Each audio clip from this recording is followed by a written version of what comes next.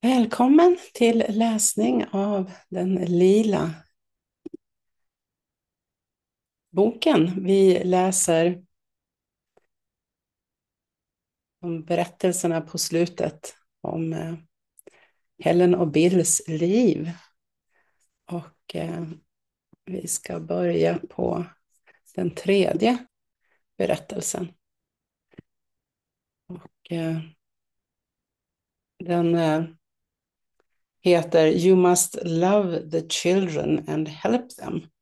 Och den här handlar om mirakelprincip 16, så jag tänkte jag tog fram den så att vi har den färskt i minnet, även om vi nyss har läst mirakelprinciperna. Så mirakelprincip 16 är: mirakler är undervisningsredskap som visar att det är lika saligt att ge som att få.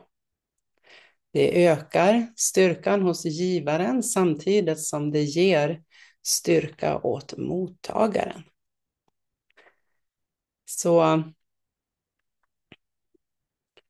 låt oss ge oss in i cameo nummer 3. You must love the children and help them. Following Miracle Principle 16, Jesus gave Helen an extended discourse on her need to help and heal particular people in her life. In the process, he painted a picture of the overall arc of her soul's journey, from the ancient past to the present. Helen. Wally's chalice. Does this mean that he is on my list? This seems to be a reference to an earlier portion of Helen's notes in which she wrote to Bill. Last night, I was planning to type up the course for you, but I was strictly ordered not to go back to it before I got over Wally. This morning, I did ask for help with Wally. The answer seems to lie in points 6 and 7. That's why he gave me the chalice for Wally. It belongs to him, but he cannot find it. Wally was a friend of Bill's, whom Helen intensely disliked. She at one point wrote, I feel extremely negative toward him, and I insist that he is a bad influence on Bill, and I think he is a real menace to me. Jesus clearly regards this dislike as a key obstacle for Helen, since he returns to it again and again. Here, she is strictly ordered by him to not go back over the course until she gets over Wally. Later, Jesus tells her that she must let go of that thing about Wally. Finally, he tells her that the reason she hates Wally is because he shares her trait of being embarrassed by love, but just expresses it differently than she does. She is thus projecting onto him her own self-hatred over this same trait in herself. In stark contrast to Helen's hatred, Jesus has given her the chalice to give to Wally. This is clearly a reference to the chalice of atonement, the cup used by Jesus at the Last Supper. Drinking from the chalice thus symbolizes taking the atonement into oneself. In other words, it symbolizes reconciliation with God. This reconciliation belongs to Wally, but he cannot find it. Hence the need for Helen to give it to him. But how can she do this? The answer seems to lie in the points Miracle Principles 6 and 7. Principle 6 implies that before Helen can give Wally a miracle, purification is necessary first. She must purify her mind of her hatred. Principle 7 says that miracles supply a lack and are performed by those who have more for those who have less. Helen then is in a position of spiritually having more than Wally, and out of this abundance she can supply his lack. The word that seems to be hovering around the edges here is forgiveness, a word that is closely associated with atonement. If Helen can forgive Wally, she will purify her own mind and supply the innocence he seems to lack. This mirrors something Helen said earlier in a letter to Bill. She reported that Wally was very anxious to give her a necklace, saying, "I knew that if I should accept it from him, it would represent a symbol that I have forgiven him, which he needs so much." This is what Helen needs to offer, and Wally needs to receive her forgiveness.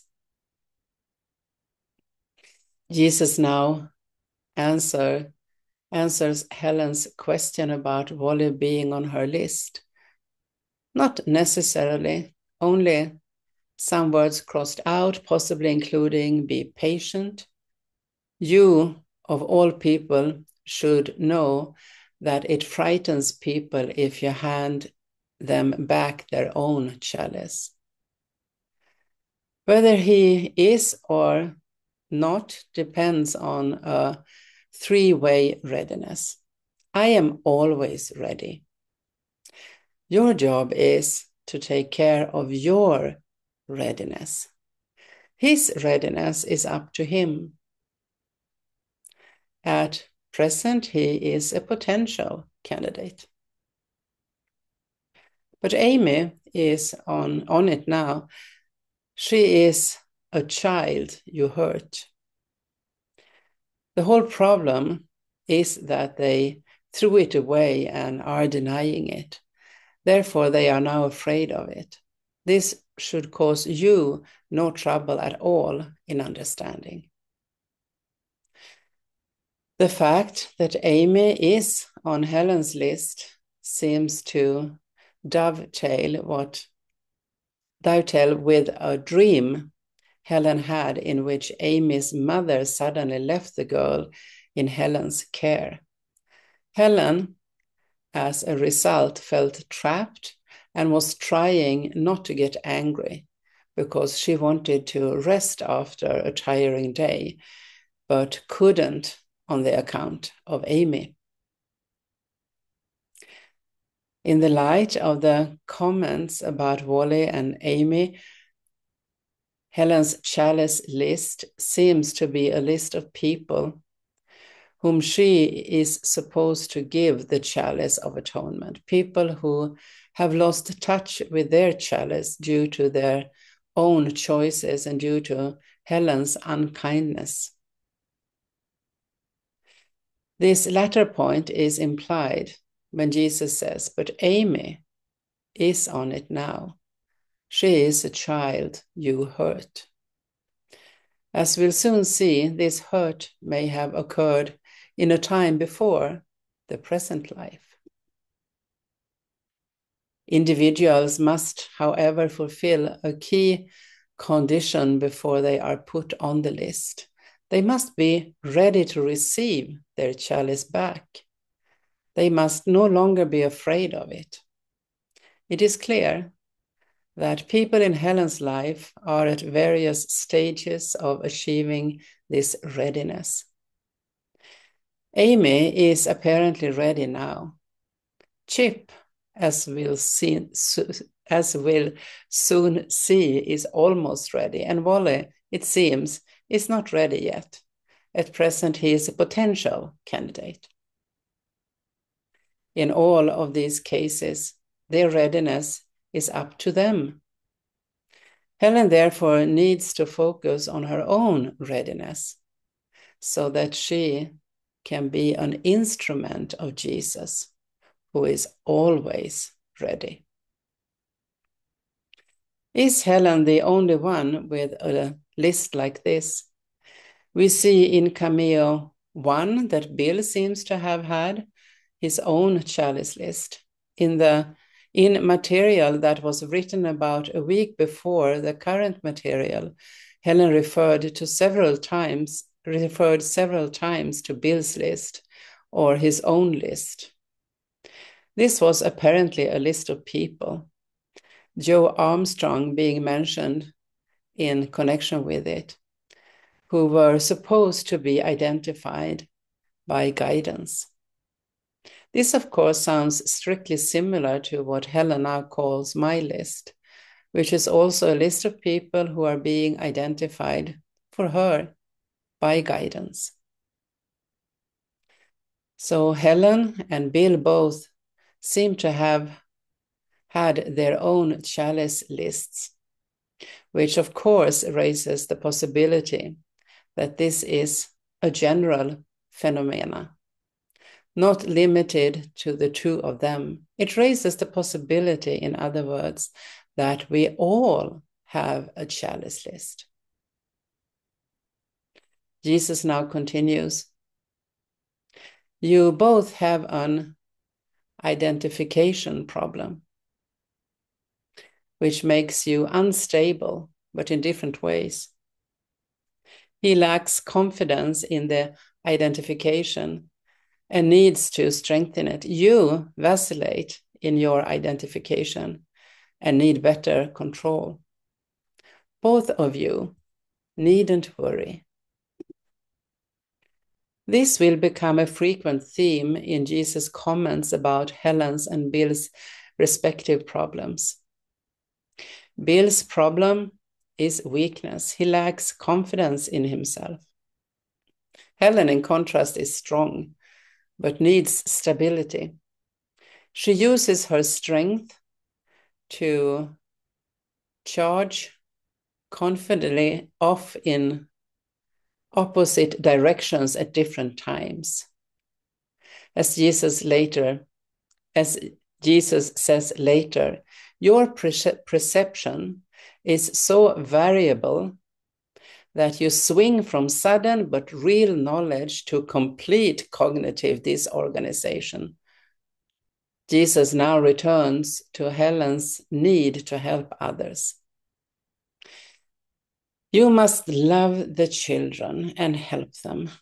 You have hated them and hurt them. But remember, Asra, that you once loved them very much. You were a child of light. Forget the interval of darkness and be what you were. That is your real self. Chip's story triggered the abandonment of the children, guilt, and fear of God's abandonment as justice. I told you I forgave you, and that meant all hurt and hate you have ever expressed is cancelled. I need the children of light now, and I am calling you to be what you once were and must be again. The interval has vanished without a trace anywhere. You, who lived so close to God, must not give way to guilt. The karmic law demands abandonment for abandoning, but you have received mercy, not justice. Help the children because you love them and love God. Remember, a miracle is a spark of life. It shines through the darkness and brings in the light. You must begin to forget and remember. Jesus is clearly referring to a past life of Helen's in which he says she was a child of light who loved the children very much. By calling her this past identity, Asra, he is possibly identifying Helen as the biblical scribe Ezra, sometimes spelled Asra. Ezra means help or helper, and may be an abbreviation of Asarya'hu, meaning God helps. Interestingly, Jesus here not only enjoys Helen's several times to help the children, but he also will later call her God's help. You who will be God's help are clearly in need of help. Ezra was a Jewish scribe and priest who has been called a second Moses. He led 5,000 Jews back from exile in Babylon to Jerusalem, where he reconstructed the Jewish community based on strict observance and learned interpretation of the Torah. It is not hard to see the echoes of this in Helen's current role as a scribe, who would bring forth a new scripture that would attract a global following. Jesus' message here is that in this past life, whether this was as the scribe of Ezra or something else, she expressed her real self. Later, he implies that in this life, Helen was surrendered to God's will. Helen was surrendered to God's will and enjoyed a high level of communion with him. Yet, however holy it was, that lifetime seems to have vanished into the distant past. It seems to have been bottled out by an interval of darkness that came after, in which Helen hated, hurt, and abandoned the children, thus causing her to fear God's abandonment as her just deserts.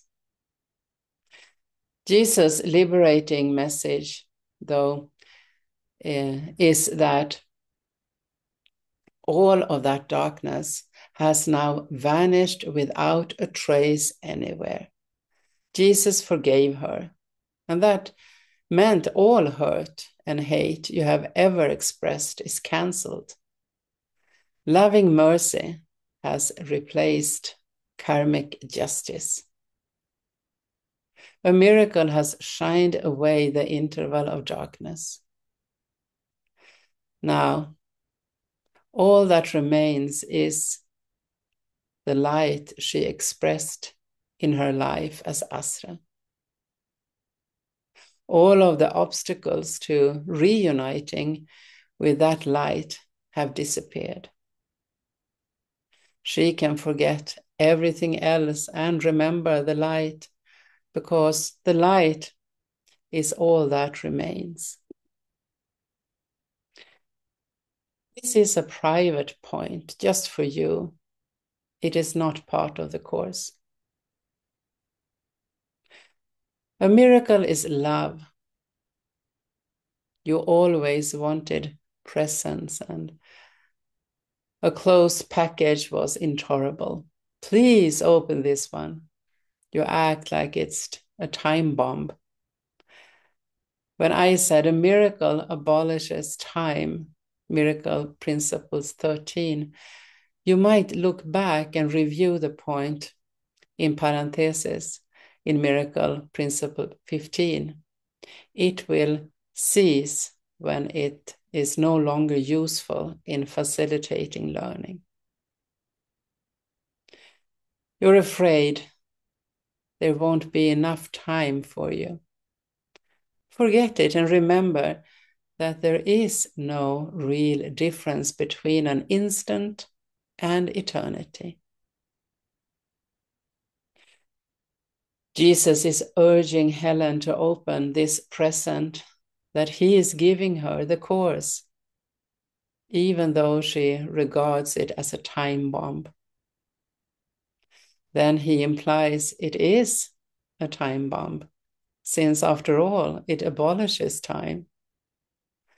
She is afraid that this abolishing of time won't leave her with enough time, which is why she reported being afraid when she wrote the earlier parenthetical remark about time ceasing.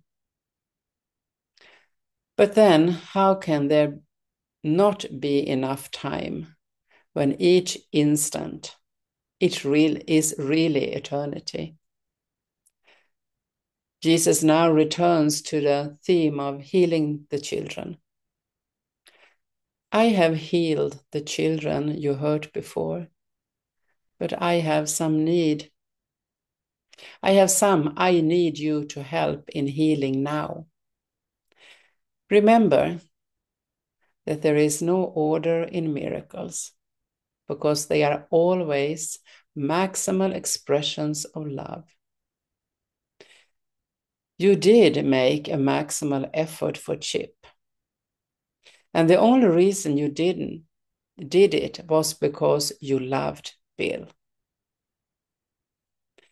You might tell him to think about that sometimes, because he does need signs of love, but he does not always recognize them because he does not have enough confidence. His statement that I have healed the children you hurt before helpfully clarifies what he meant earlier when he said he canceled all the hurt she had ever expressed. But now he calls her to join him in this endeavor, to become his instrument of healing. I need your help in healing now. This, of course, is why she has the chalice list. To make clear that he is not asking of her something beyond her strength, Jesus reminds Helen that in certain respects, she is already doing this. As an example, he points out that she did make a maximal effort for Chip, a longtime friend of Bill's, because of her love of Bill. In doing so, Jesus says, she was actually demonstrating the first principle of miracles, which rests on the idea that miracles are maximal expressions of love. In other words, she was performing a miracle, in this case for both Chip and Bill. This, in fact, is just the kind of sign of love that Bill needs.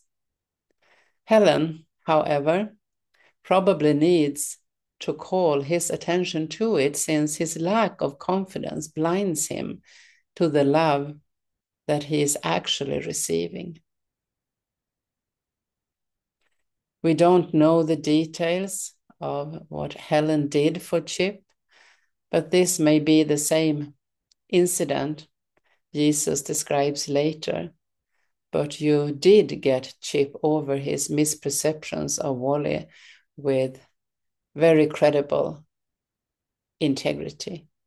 Or it may be another instance of Helen helping Chip, one that she recorded in her notebooks the day before the course started coming through. In this story, she was having a session with Chip in which he recounted a series of episodes with his father, which she said were really awful, and which clearly emphasized that his father was a bastard. Helen then sought to move him towards some kind of healing. I said a prayer for him and then asked him why he obviously wanted to hang on to what was obviously real and very intense hatred. I was quite surprised with how quickly he got the idea that he was doing this part, aside from whatever his father had to answer for, which was a very different issue. Chip said he wanted to get rid of this and meant it too. After I said, why don't you just release him from this? Because you don't need it. And Chip said he wants to let his father rest in peace and also find salvation for him, with which this was interfering. This clearly fits the definition of a miracle in the Course, an expression of love from one person that has a healing effect on another. Whatever specific event Jesus is referring to in saying you did make a maximal effort for Chip, it is clear that Helen is really trying to be a miracle worker with Chip, and not just with him. Jesus now returns to Helen's effort on Bill's behalf. You practically gave up your life for him, for Bill, quite voluntarily. But you did not know then that what you were really giving up was death. This is what in dying you live really means. And I said myself that greater love no man hath. Oh, det är från Bibeln.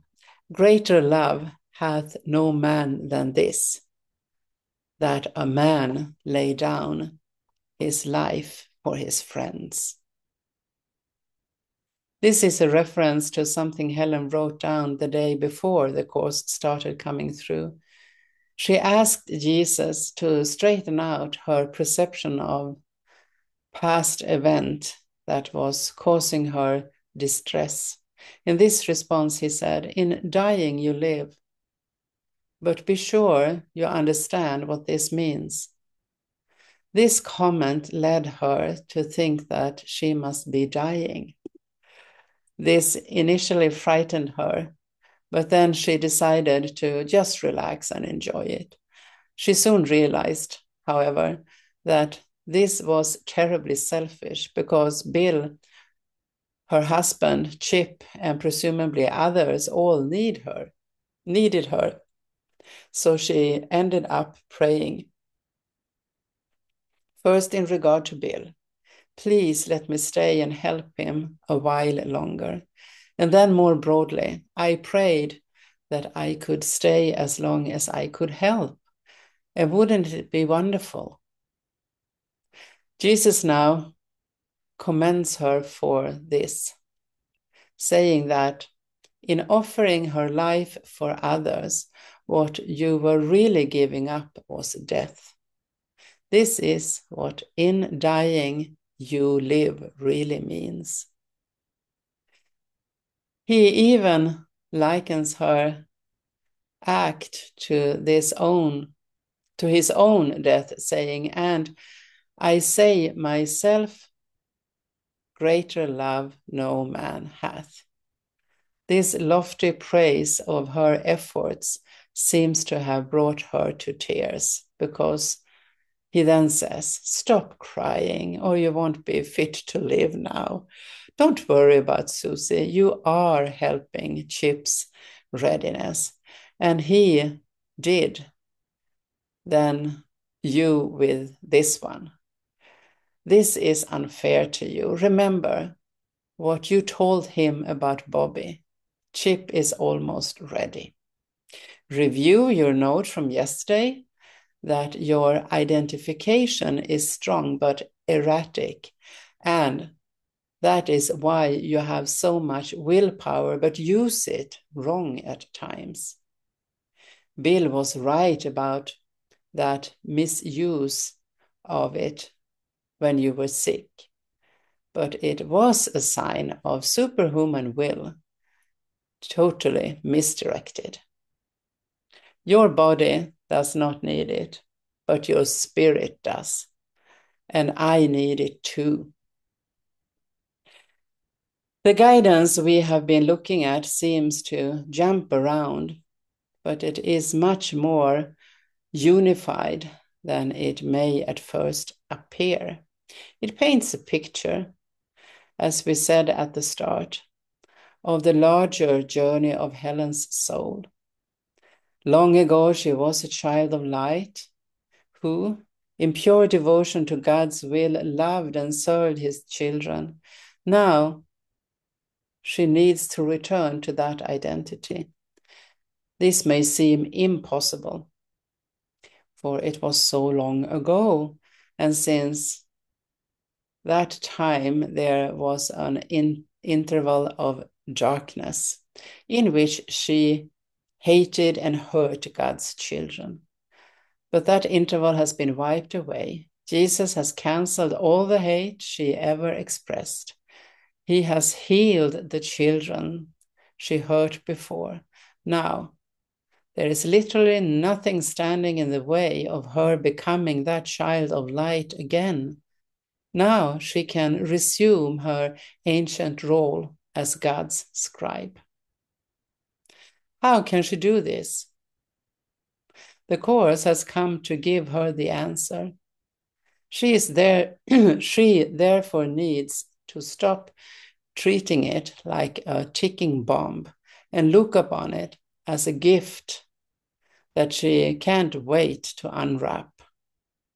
It will teach her to stabilize her vacillating sense of identity. It will teach her to use her superhuman will, not in service of her body or ego, but only in service of God's will. This means dedicating herself to giving miracles to the people in her life.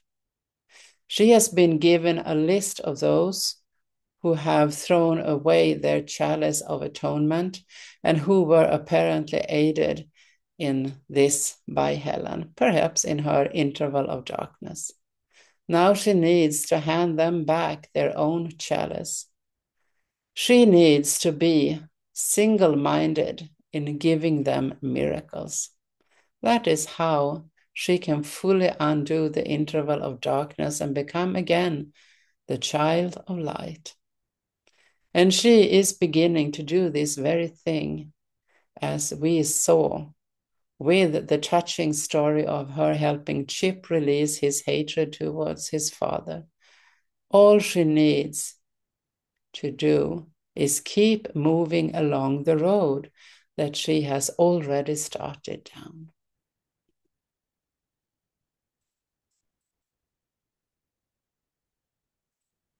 Så det var historien om du måste älska barnen.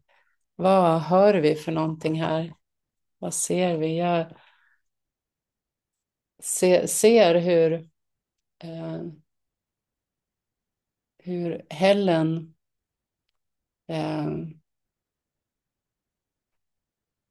får vägledning i att kapitulera till Jesus eller till heligande.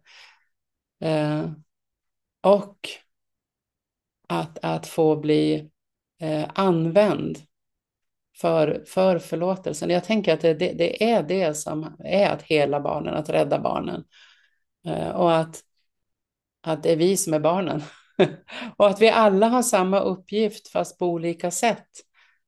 Bill hade också sin uppgift och eh, Chip och Amy och allihop. Att vi är alla eh, frälsare, att vi har alla den här möjligheten att lyssna till vägledningen. Och jag fascineras av hur hon hela tiden är i dialog. Det är en ständig dialog och jag känner samma sak. Att jag är i ständig dialog med helige ande och att det är en del av kapitulationen. Att börja leva på det sättet. Och att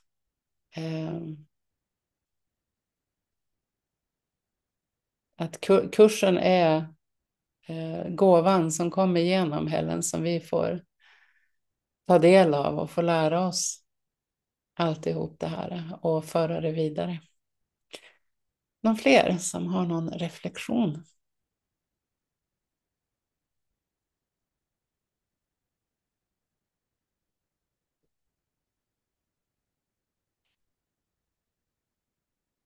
Ingrid? Ja, det var jätteintressant. Jag tänkte på det här som Jesus berättade om, att hon hade ju haft det här livet när hon hade varit skrivit mycket. Och det låg ju liksom bara och väntade nu, som att hon var så förberedd, kände jag då. Och det är klart att det måste vara en historia bakom som gör att det här faller på plats då. Och sen den här bägaren de pratar om, är det förlåtelsens bägare eller Ja, är det det? det är förlåtelsens bägare. Det är the chalice of atonement, soningens bägare. Det är den sista måltiden. Den här Ja. bägaren som är på fot, som han säger när de dricker ur den så minns de honom och de minns de soningsprincipen. Mm. Mm. För jag satt och tänkte på den heliga graal. Där har de den här bägaren då som innehåller den här gudomliga energin. Det är ungefär samma det här. Och det som också väldigt skönt, det var det här att allting som hon hade gjort, de här barnen, fast det var väl vuxna också, det var borttaget. Eh, och då kände jag liksom, wow, precis så är det. Precis, och det gäller ju oss alla. Ja, Jesus ja. tog bort det för alla, men vi behöver göra jobbet och möta honom där och vi behöver vara instrumenten här Mm. för att låta honom komma igenom. Och vi behöver vara villiga att se tillsammans med honom så vi kan utsträcka soningen. Ja, precis. Mm. Och någonstans så kände jag att det var eh, precis det jag behövde höra. Mm. Det är intressant att det är så. Ja. Ja, det är väldigt roligt att få ta del av det här. För att det gör att man får en större bild av vad kursen är också. Mm. På ett ja, faktiskt djupare plan. Mm. Just för att det är så praktiskt hur hon hade det i sitt liv. Precis, han är ju väldigt liksom hur ska jag säga, han vägleder henne i den praktiska tillämpningen i hennes liv. Väldigt tydligt. Och han gör det med oss också. Vi får Ja. den här vägledningen. Tidigare idag, då visste jag inte, jag har läst det här förut, men jag hade inte läst det nu, så jag var inte uppdaterad på vad det var vi skulle. Men helige Ande påminde mig om att Anna, du har levt det här livet många gånger, du har gjort det här många gånger. Det är därför undersköterskejobbet är så lätt för dig. Det är därför coaching är så lätt för dig. Du har gjort det här så många gånger. Och det är samma sak Mm. som för Helen. Och det här Mm. gäller alla, Ja. exakt alla. Ja, just det. Så att vi känner oss väldigt bekväma i det. Ja. Alltså, det är som en röd tråd genom alla liv på något sätt. Men vad var det mer jag tänkte på? Jo, just som du sa då, att man börjar leva så att vara ständig kontakt med den här inre vägledningen. Som vi också gör på morgonmötet, att vi fattar inga egna beslut. Och det är ganska mycket med det, va? Att liksom få in då, får jag in rätt nu, får jag in rätt nu. Men idag gjorde jag en jätterolig grej, jag ska bara avsluta med det. Så då visste jag inte om jag skulle gå ut och gå för det regnade väldigt. Men så gick jag in mot sovrummet för jag skulle gå och byta på med andra kläder då. Då står jag bara i dörren och så känner jag, nu ska du bara känna efter. Hur är vägledningen? Och så gick jag fram till kläderna och började dra på mig dem. Och i samma stund så visste jag att nu fanns det inte en enda tanke på att det regnade ute. Det var helt borta. Annars hindrade jag mig själv med det regnar för mycket och det blåser för mycket och det. Nej, nej. Jag hade ingen motstånd. Jag gick ut och gick. Det var helt underbart att gå i regn. Man kan ju ha paraply och allt det här. Det var ju bara mysigt. Jag var väldigt tacksam över den upplevelsen idag. Att jag släppte efter helt. Ja, jag Jag, avslutar med det. jag hade en sån på affären idag. Så när jag skulle checka ut från affären, jag gjorde en sån här självskanningsgrej, så jag hör, du har glömt. Men jag hör inte vad det är jag har glömt. Och så tar han upp liksom så här, vad är det jag har glömt? Nej, det är bara helt borta, vet jag hör ingenting. Ja, men tänker jag, då checkar jag ut. Och sen när jag hade checkat ut och betalat och just stigit ut, då kom jag ihåg vad jag hade glömt. Och då blev jag ju så full i skratt. Då hade jag som en dialog där. Liksom, ja, jag är lite sen, jag vet att jag är lite långsam. Liksom. Men tack för påminnelsen. Så då kunde Ja, jag in och handla det jag hade glömt. ja. Ja. Jo, men det är det här man behöver prata om därför att det är så praktiskt. Ja. Och nu när man testar det, liksom, jag testar det väldigt mycket nu och då är det så starkt alltså. Mm. Så även i matlagningen så kom det helt inifrån vad jag skulle laga ihop. Det var också sådär, jag bara stod ut och tänkte, händer verkligen det här? Och det blir mycket godare då. Prova att Ja, köpa vin med helig ande. Det blir så gott. ja, hela Ja. tiden kan ju allt vara så. Ja, men det är härligt. Tack ska du ha. Tack. Ingrid. Marie. Ja, ja, jag ja, det så är det, jag hör readiness, readiness, readiness. Mm. Och det är ju det som vi gör nu. Det är liksom ingen skillnad från helgens tid eller från vår tid eller från en annans tid. Och också den här, jag är också så fascinerad av hur han använder reinkarnation, alltså orden reinkarnation, tidigare liv. Och jag har ju en smak och en känning för tidigare liv, men jag är inte intresserad av dem. Därför det är ju här och nu allting sker. Men jag blir så fascinerad av hur han använder det. Och vad är det mer för någonting? Och sen också den här kommunikationen, hur den börjar bli mer och mer. Som igår så tittade jag ju på den här filmen som jag delade i morse. Eh, och hur jag hör liksom heliga ande, din sanna identitet är i Gud. Liksom. Och jag kunde, och jag bara sa, ja du är ju med mig hela tiden. Fast jag tror att jag inte gjort lektionerna så har det ingen betydelse för det. Ja, jag är bara... Och din engelskan, jag måste bara säga det, hur jag känner hur helig ande kommer igenom. Det är ett annat flöde i det också. Det är som att jag håller på att ta in hästarna här nu så, och jag skulle kunna ha det på en sån här, lyssna på en ljudfil och bara lyssna, det är som att höra en berättelse, en saga. Jag är helt betagen. Nu har de satt sig, de här cameos. Så tack så jättemycket. Tack. Tack Marie. Innan vi avslutar så ska vi se vad nästa cameo är. Cameo 4 som vi börjar med. Nästa vecka då, an example of the shock effect ska vi få titta på då. Tusen tack hörni för att ni lyssnar. Vi ses.